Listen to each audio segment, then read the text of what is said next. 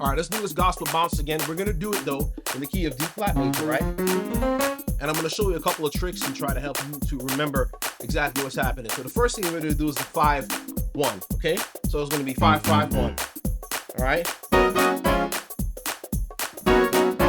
All I did there was this. All right. You could do 5-1 or you could do 1-1. So in other words, or this all will be over 1. When I say 1, I mean D flat major, right? 5, I mean A flat major. So let's look at the chord the way it's spelled out. On your left hand, it's going to be G flat, B flat, C flat, D flat, and yes, it is C flat, right? E flat, G flat, B flat, and D flat, right? And that's your first chord. The second chord is going to be your left hand. You can play F, A flat, B, or D, or C flat, and D flat, right? Or just do F, C flat, and the D flat. And then what you can do with your right hand is trill. So in essence, this entire chord structure is going to be built off of or D flat 7 and E flat minor 7. So it's going to be an E flat minor 7 over D flat 7. And we're going to take the elements of this whole chord and compress it a bit, right?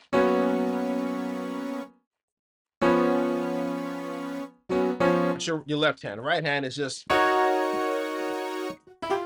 minor to the E trill to the F.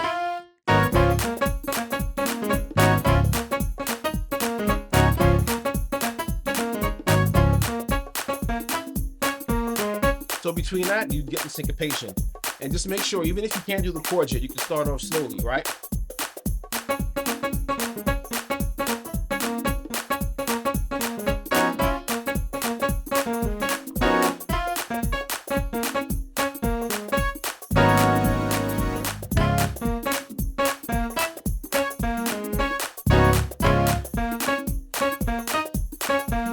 I can do either this or this.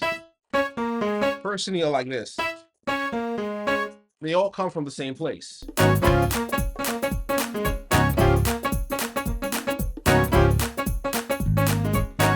can do that, you know, as an intro to a, you know, a praise and worship song or whatever, right? So again, like I said, it could be either over D flat, the 1, or 5-1. 5-1. 5-1. 1-1s, right? So we have that part. Now, you understand that you can do that for as long as you want to do that. Okay, so once we know that part, right, we can go and move on to the 4 chord. And the way we go to the 4 chord, we use the passive tone to get to the 4 chord, right? So we have this.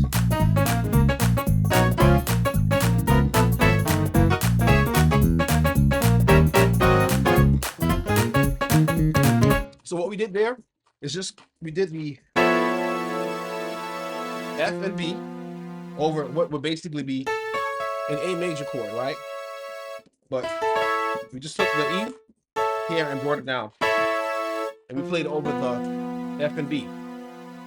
F and B tritone, right? So this relief would be, you can do a couple things, but the simplest thing would just be in your bass, you would go to G. So it would be G. This would be over G, right? You have your tritone, you play here. You have a bass player, all right? But what you notice though is that I did. And then Army, the Army of the Lord, or a million other songs, right? So it's either your G diminished, all right, your left hand, your tritone D and B, right, and then the tritone for G flat C, and then you have your G flat, B flat, C on this hand, and then resolve to this, all right, F, C flat, F, A flat, D flat. So, or you can do the E, right, E major, inverted.